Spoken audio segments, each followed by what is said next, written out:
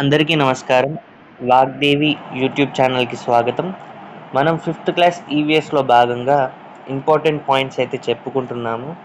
So, ఇది TG టెట్‌కి కావచ్చు, అలాగే టీజీ డీఎస్సీకి కావచ్చు, ఈ కాంపిటీటివ్ ఎగ్జామ్స్‌కి అయితే ఉపయోగపడతాయి. సో, అందుకే ఒకసారి క్లాస్ మొత్తం వినండి. అలాగే ఎందుకంటే పాయింట్స్ డైరెక్ట్ కూడా రావచ్చు టెక్స్ట్ బుక్ నుండి, ఇంపార్టెంట్ పాయింట్స్ తీసి రాసినవి కాబట్టి.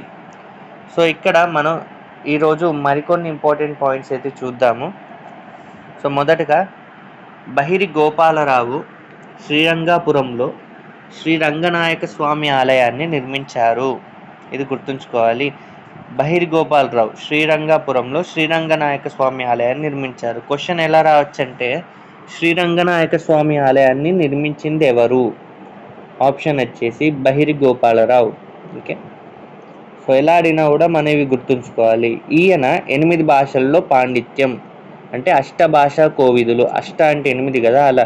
సో 8 భాషల్లో బహిర్గోపాలరావు గారికి అయితే పాండిత్యం ఉంది, అందుకే అష్టభాషా కోవిదులు అంటారు. గుర్తుంచుకోవాలి. అంటే బహిర్గోపాలరావు శ్రీరంగపురంలో ఎక్కడ నిర్మించారు ఆలయం అంటే శ్రీరంగపురంలో శ్రీరంగనాయక స్వామి ఆలయాన్ని నిర్మించారు. 8 భాషల్లో పాండిత్యం ఉంది కాబట్టి అష్టభాషా కోవిదులు అంటారు.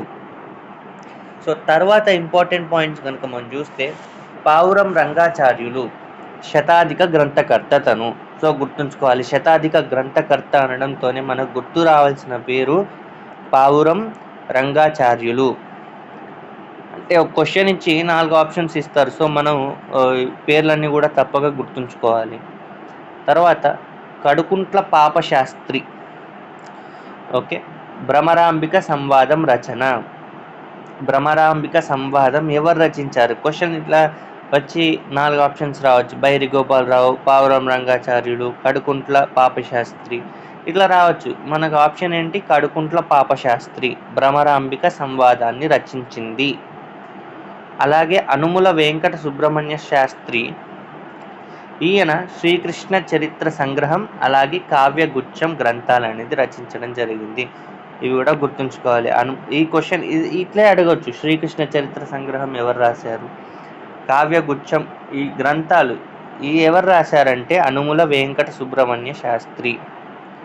ఓకే, వీళ్ళు పేర్లు, వాళ్ళు రచించింది, వాళ్ళు నిర్మించింది, ఇవన్నీ కూడా మనం గుర్తుంచుకోవాలి. తర్వాత వనపర్తి సంస్థానాన్ని 3 భాగాలుగా విభజనం. ఓకే, 3 భాగాలుగా విభజించడం జరిగింది. అవేంటి అంటే, ఒకటి సూగూరు ప్రాంతం, రెండవది వనపర్తి ప్రాంతం, మూడవది కేశంపేట ప్రాంతం. ఏంటి అవి? సూగూరు ప్రాంతం, వనపర్తి ప్రాంతం, కేశంపేట ప్రాంతం. ఓకే, తర్వాత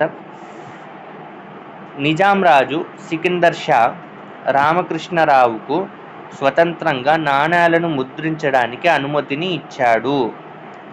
ఓకే, నిజాం రాజు సికిందర్ షా ఏ రాజు అనుమతి ఇచ్చాడంటే సికిందర్ షా. ఎవరికంటే రామకృష్ణరావుకు స్వతంత్రంగా తన నాణాలను ముద్రించడానికి అనుమతిని అయితే ఇచ్చాడు. వీటినే సూగూరు సిక్కాలు అంటారు. ఏం నాణాలు అవి? తను ముద్రించాడు, అంటే స్వతంత్రంగా నాణ్యాలు ముద్రించడానికి అనుమతిని ఇవ్వడం జరిగింది సికిందర్ షా రామకృష్ణరావుకు. వాటిని ఏమంటారు ఆ నాణ్యాలు అంటే? సూగూరు సిక్కాలు. ఓకే, సూగూరు సిక్కాలు. నిజాం రాజు సికిందర్ షా రామకృష్ణరావుకు స్వతంత్రంగా నాణ్యాలను ముద్రించడానికి అనుమతినిచ్చాడు. అవే సూగూరు సిక్కాలు. ఇవన్నీ కూడా గుర్తుంచుకోవాలి. సికిందర్ షా రామకృష్ణరావుకు ఓకే నాణ్యాలు అంటే సూగూరు సిక్కాలు.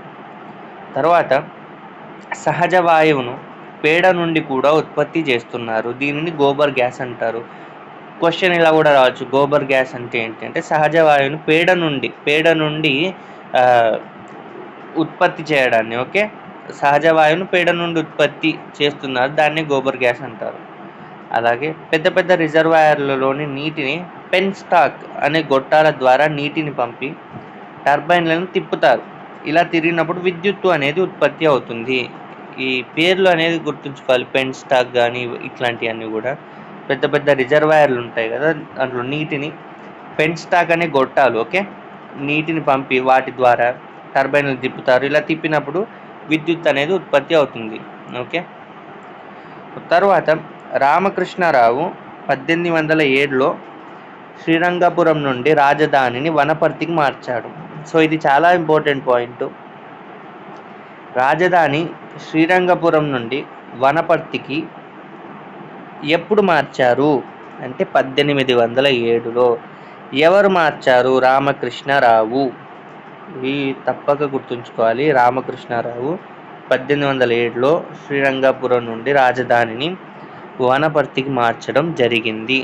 సో ఇట్లా ప్రతి పాయింట్ కూడా గుర్తుంచుకుంటే ఏంటంటే డైరెక్ట్ క్వశ్చన్స్ కూడా రావచ్చు. మనం చూసాం కదా ఇట్లా టెట్, డిఎస్లు ఇట్లా కొన్ని క్వశ్చన్స్ డైరెక్ట్ అడుగుతుంది.